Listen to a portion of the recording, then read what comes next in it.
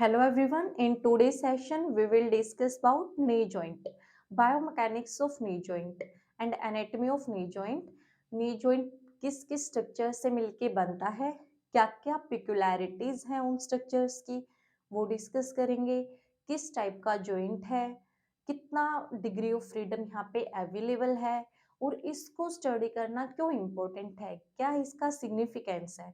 Knee joint जो है एक इंटरप्ले की तरह वर्क करता है between the hip joint and ankle joint. ये इन दोनों के बीच में कनेक्शन की तरह वर्क करता है. अभी जो हिप जॉइंट है, जो बॉडी का वेट ट्रांसमिट हो रहा है वो हिप जॉइंट से देन ट्रांसमिट होगा नी जॉइंट पे और नी जॉइंट से वो ट्रांसमिट होगा एंकल जॉइंट पे. तो बॉडी एक फंक्शनल चेन की तरह वर्क करती है. एक जॉइंट से सेकेंड जॉइंट पे वेट ट्रांसमिट होता है, इसीलिए नी जॉइंट को स्टडी करना बहुत इंपॉर्टेंट है. और मोस्ट इंजर्ड स्ट्रक्चर जो है नी जॉइंट रहता है. सबसे ज्यादा इंजरीज जो है नी जॉइंट पे होती हैं, तो उसके मैकेनिज्म को समझना जरूरी है, क्यों ये इंजरीज यहाँ पे सबसे ज्यादा होती हैं. First, structure of knee joint. इसमें कौन कौन से जॉइंट्स इन्वॉल्व हैं और क्या क्या स्ट्रक्चर्स मिलके बनाते हैं. तो distal end of femur bone, कौन कौन से स्ट्रक्चर्स बनाते हैं. Distal end of femur bone. जो ये फीमर बोन जा रही है ये जाके नी जॉइंट में हेल्प करेगी और इसका भी कौन सा end, distal end. Then proximal end of tibia, और कौन हेल्प करेगा, प्रोक्सिमल एंड ऑफ टिबिया. अभी थर्ड वन बोन कौन रहता है, दैट इज पेटेला. तो यहाँ पे टोटल मिला के दो जॉइंट्स फॉर्म होते हैं. एक जो रहता है इन दोनों के बीच में, टिबिया और फीमर के बीच में, that joint is called tibio femoral joint. Tibio femoral joint. और सेकेंड जॉइंट कहाँ पे बनता है, पटेला और फीमर के बीच में, that is patello femoral joint. Patello femoral joint. तो कौन कौन से दो जॉइंट बने, टिबिया एंड फेमोरल. फीमर का जो डिस्टल एंड है उसके साथ कौन आर्टिकुलेट करता है, proximal end of tibia. Proximal end tibia का आर्टिकुलेट करता है. But in case of patello femoral joint, posterior surface of patella, patella का कौन सा surface, posterior surface. This is, ये जो सरफेस है, ये जो साइड वेज से अगर देख रही हैं तो ये जो पोस्टीरियरली सरफेस है ये आर्टिकुलेट करेगा किसके साथ, लोअर एंड ऑफ या distal end of femur bone के साथ. तो दो जॉइंट यहाँ पे हम लोग स्टडी करेंगे, that is tibiofemoral joint and patellofemoral joint. अभी जॉइंट जो है आर्टिकुलेटेड सरफेस हमने देख लिया, these are articulating surfaces. Articulating surfaces, that is distal end of femur, proximal end of tibia and posterior surface of patella. तीनों मिलके क्या बनाते हैं, knee joint complex बनाते हैं. Then we will discuss about type of joint. किस type का ये जॉइंट है वो चीज स्टडी करेंगे. जो ये जॉइंट है टिबियोफेमोरल जो जॉइंट है, it is bicondylar joint. बाइकोंडाइलर joint. इसमें दो कोंडाइल्स प्रेजेंट हैं, एक राइट साइड है और एक लेफ्ट साइड है. तो ये कौन सा है, बाइकोंडाइलर जॉइंट है. And this is type of synovial joint. यहाँ पे सैनोवियल फ्लूइड जो है वो मूव करता हुआ दिखेगा. तो it is a bicondylar joint and synovial joint. Then हम डिस्कस करेंगे क्या क्या मूवमेंट्स पॉसिबल है नी जॉइंट में और कौन कौन से प्लेन में वो अवेलेबल है. Degree of freedom. फर्स्ट तब भी एक जॉइंट को लिखना है तो फर्स्ट उसमें हम लोग आर्टिकुलेटिंग सरफेसेस डालेंगे, कौन कौन सी बोन्स इन्वॉल्व है वो चीज बताएंगे. देन उसका डिग्री ऑफ फ्रीडम बताएंगे कि कितना मोशन यहाँ पे अवेलेबल है. यहाँ पे 3 डिग्री ऑफ फ्रीडम अवेलेबल है, 3. That is, first is flexion and extension. Flexion and extension. अभी नी जॉइंट में फ्लेक्शन क्या है, जब नी जॉइंट ये जो बोन है दैट इज टिबिया। अभी अगर जो सॉरी दिस इज फीमर। अभी जो ये अगर यहाँ से अपनी प्लेस से आके नॉर्मली रेस्टिंग पोजीशन ये था, लेकिन अगर ये अपनी प्लेस से पोस्टीरियरली चला जाता है, दिस इज अगर ये पोस्टीरियरली चला जाता है दैट इज कॉल्ड फ्लेक्शन। अभी ये फ्लेक्शन और ये अपनी पोजीशन से फ्लेक्शन से ओरिजिनल पोजीशन में आ जाता है दैट इज एक्सटेंशन। अभी ये कौन से प्लेन में होता है? Flexion and extension. These occur in the plane of sagittal plane. Sagittal plane में होंगी and second one is coronal axis में ये मूवमेंट होगा। Then second one abduction and adduction possible है नी जॉइंट पे। abduction and adduction these will occur in frontal plane।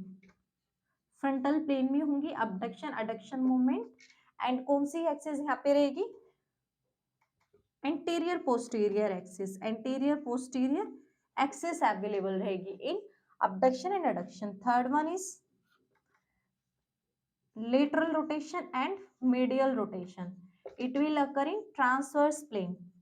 transverse plane में medial rotation रहेगा जो इनका एंड lateral rotation ये movements रहेंगी और यहाँ पे vertical axis present होगी। vertical axis तो flexion extension available है, 3 डिग्री ऑफ फ्रीडम अवेलेबल है, abduction adduction movement पॉसिबल है, medial rotation and lateral rotation possible है। फ्लेक्शन एक्सटेंशन सजाइटल प्लेन में होंगे और वहां पे कोरोनल एक्सिस होगा। Medial rotation lateral rotation transverse plane में होंगे और एक्सिस कौन सी रहेगी? Vertical axis. Then abduction adduction जो है फ्रंटल प्लेन में होंगे और वहां पे कौन सी एक्सिस अवेलेबल रहेगी? That is anterior posterior axis available रहेगी। This is about degree of freedom. अभी हम लोग जो टिबियो फेमोरल जॉइंट है उसकी पेक्युलैरिटीज की बात करेंगे। Tibio femoral joint. Tibio femoral joint first it is bicondylar joint. ये 2 कॉन्डाइल्स प्रेजेंट है then it is called bicondylar joint. And second one thing is ये सैनोवियल जॉइंट है। Synovial joint. अभी जो हम बात कर रहे हैं कि इसमें टिबिया इन्वॉल्व है, अभी टिबिया के डिस्टल एंड में क्या क्या स्ट्रक्चर्स प्रेजेंट टिबिया के जो प्रोक्सिमल एंड में क्या क्या स्ट्रक्चर्स पॉसिबल हैं एंड फीमर के जो डिस्टल एंड है वहां पे क्या क्या स्ट्रक्चर्स अवेलेबल हैं। एंटीरियरली अगर हम लोग फीमर बोन को देखते हैं, फीमर का एंटीरियर व्यू, एंटीरियर व्यू देखेंगे, लेटरल व्यू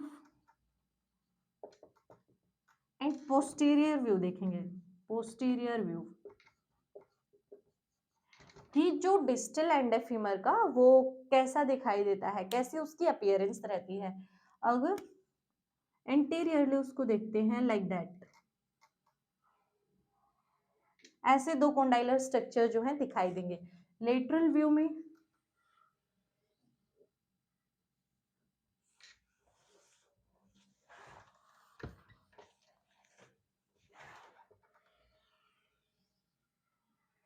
ऐसी जो है फीमर बोन दिखाई देगी एंड पोस्टीरियर व्यू में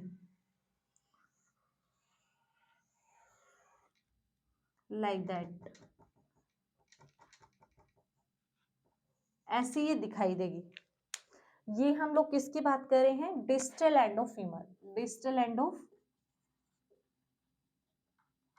फीमर कि क्या क्या पेक्युलैरिटीज हैं स्ट्रक्चर की। फर्स्ट इसका जो हम लोग एंटीरियर व्यू में देख रहे हैं तो यहाँ पे जो ये लाइन जब पास करेंगे तो यहाँ पे पता चलेगा कि जो ये दिस इज मीडियल कोंडाइल, यहाँ पे मीडियल कोंडाइल स्ट्रक्चर प्रेजेंट है एंड दूसरे साइड में लेटरल कोंडाइल स्ट्रक्चर प्रेजेंट है। लेटरल कोंडाइल लेटरल व्यू में अगर देख रहे हैं this is anterior view and this is posterior view.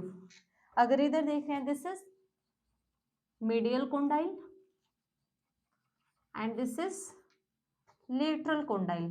2 condyles available हैं, that's why it is called bicondylar joint और सैनोवियल जॉइंट। अभी हम जब मीडियल कोंडाइल को और लेटरल कोंडाइल को देखेंगे, जब यहाँ से एक लाइन पास करेंगे, ये लाइन पास करेंगे तो यहाँ पे विजिबल होगा कि जो मीडियल कोंडाइल है इट इज स्लाइटली लार्जर, जो मीडियल कोंडाइल है वो स्लाइटली लार्जर है as compare to lateral condyle, ये स्लाइटली लार्जर दिखाई देगा, स्लाइटली लार्जर।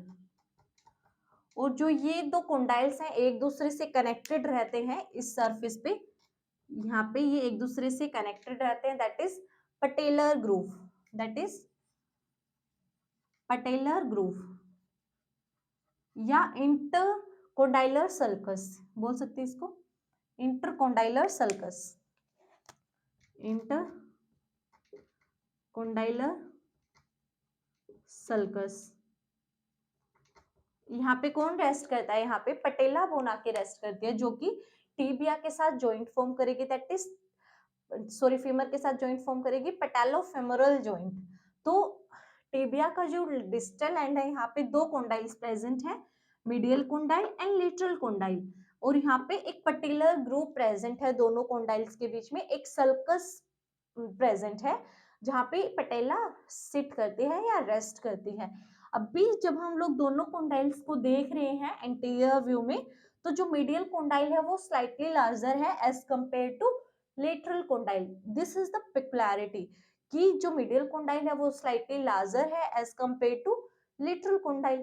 तब इसको एंटीरियर एस्पेक्ट से देख रहे हैं, लेकिन एंटीरियर एस्पेक्ट में एक और क्या पेक्युलैरिटी है, जो लेटरल कोंडाइल है दिस वन, वो एंटीरियरली ज्यादा प्रोजेक्टेड आउट है, एंटीरियरली प्रोजेक्टेड आउट है या प्रोमिनेंट है, प्रोमिनेंट बोल सकते हैं, वो प्रोमिनेंट है। वो किस लिए प्रोमिनेंट है कि जो ये पटेला बोन यहाँ पे रेस्ट करेगी इसकी टू प्रिवेंट लेटरल डिस्प्लेसमेंट, ताकि वो किसको प्रिवेंट करे, टू प्रिवेंट लेटरल डिस्प्लेसमेंट, पटेला को अपनी पोजीशन पे मेंटेन रखता है, तो उसको प्रिवेंट करने के लिए यहाँ पे क्या प्रेजेंट है, जो लेटरल कोंडाइल है it is project more anteriorly, ज्यादा वो एंटीरियरली दिखाई देगा, this is in the anterior view. तब हम लेटरल व्यू में देखते हैं तो एंटीरियर एस्पेक्ट जो है इसका जो रेडियस ऑफ कर्वेचर है, रेडियस ऑफ कर्वेचर है वो लार्ज है एज कंपेयर टू पोस्टीरियर में, posterior condyle.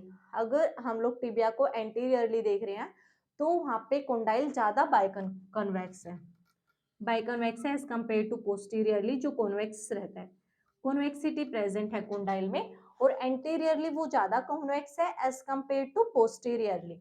Then posterior view में देखेंगे, सॉरी पोस्टीरियर व्यू में ये दोनों के दोनों कोंडाइल्स एक दूसरे से सेपरेटेड आउट है, ये किससे सेपरेटेड आउट है, इंटरकोंडाइलर नोच, इंटरकोंडाइलर नोच से ये एक दूसरे से सेपरेटेड है, that is medial condyle and lateral condyle. Posterior view से अगर फीमर बोन को देखेंगे तो ये बहुत प्रोमिनेंटली दो कोंडाइल्स दिखाई देंगे, जो कि एंटीरियर कोंडाइल में एंटीरियर व्यू में इतने अच्छे से नहीं दिखाई दे रहे थे, इनकी जो प्रोजेक्शन है बहुत प्रोमिनेंटली दिखाई देगी, और यहाँ पे एक नोच प्रेजेंट है दैट इज कॉल्ड इंटरकोंडाइलर नोच, दैट इज कॉल्ड इंटरनल कोंडाइलर नोच। एंड लास्ट वन थिंग जो ये हम लोग बात कर रहे हैं फीमर बोन की, ये स्लाइटली इंक्लाइंड रहती है, इट इज स्लाइटली इंक्लाइंड और ओब्लीग रहती है, ओब्लीग। तो इसकी वजह से जो ये मिडिल कोंडाइल हम बात कर रहे हैं it is slightly larger because obliquity of the femur bone, की जो फीमर बोन है वो खुद स्लाइटली इंक्लाइंड है और उसका जो है ओब्लिगेटी नेचर है, इसकी वजह से जो मिडल कोंडाइल है वो स्लाइटली लार्जर रहता है देन लेटरल कोंडाइल। देन हमने इसको लेटरल व्यू से देखा तो जो कॉन्वेक्सिटी है, रेडियस ऑफ कर्वेचर है वो एंटीरियर एस्पेक्ट का ज्यादा है as compare to posterior aspect, लेकिन तब हम लोग फीमर बोन को पोस्टीरियर व्यू से देखते हैं तो दोनों के दोनों कोंडाइल्स बहुत प्रोमिनेंटली दिखाई देते हैं। Second thing, medial condyle and lateral condyle एक दूसरे से सेपरेटेड आउट होते हैं बाय इंटरकोंडाइलर नोच, यहाँ पे इंटरकोंडाइलर नोच है जो दोनों कोंडाइल्स को सेपरेट आउट करती है। This is about peculiarities of femur bone, distal end of femur, ये स्ट्रक्चर्स प्रेजेंट हैं। Then we will discuss about proximal end of femur, oh sorry, tibia bone, proximal end of femur,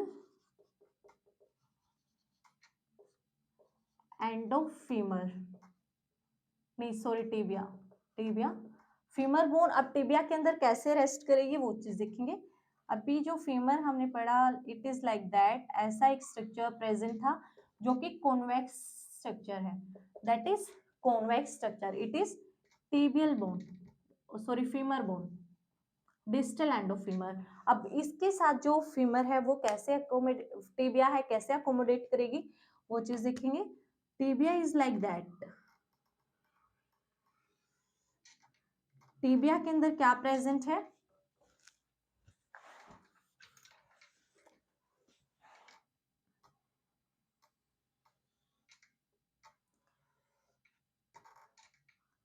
tibial bone ऐसे दिखाई देती है। तो इसके अंदर एक मीडियल कोंडाइल प्रेजेंट है, मीडियल कोंडाइल, या इसको प्लेटो भी बोल सकते हैं, it is look like a plateau. Then it एक यहाँ पे लेटरल कोंडाइल प्रेजेंट है, लेटरल कोंडाइल या लेटरल प्लेटो। अभी डिफरेंस क्या है, जो हमने फीमर बोन देखे थे उसके जो ये स्ट्रक्चर्स थे वो कॉन्वेक्स शेप में थे, लेकिन जब हम मीडियल कोंडाइल एंड लेटरल कोंडाइल्स की बात कर रहे हैं, दीज आर रिलेटिवली फ्लैट। ये कैसे हैं, रिलेटिवली फ्लैट स्ट्रक्चर्स, ये दोनों के दोनों रिलेटिवली फ्लैट स्ट्रक्चर्स हैं। और वहां पे इंटरकोंडाइलर ग्रूव प्रेजेंट था, लेकिन यहाँ पे दो प्रोजेक्शन प्रेजेंट है, टू प्रोजेक्शंस प्रेजेंट है, एंड इसको क्या बोलते हैं, intercondylar eminence, this is called intercondylar eminence, या बोल सकते हैं जो ये प्रोजेक्शंस है टिबियल प्लेटो, ये जो टिबियल प्लेटोस के बीच में एक स्ट्रक्चर है that is called intercondylar eminence projection या इंटरकोंडाइलर प्लेटो, जो कि प्रोमिनेंटली अपीयर रहता है, that is intercondylar projection out.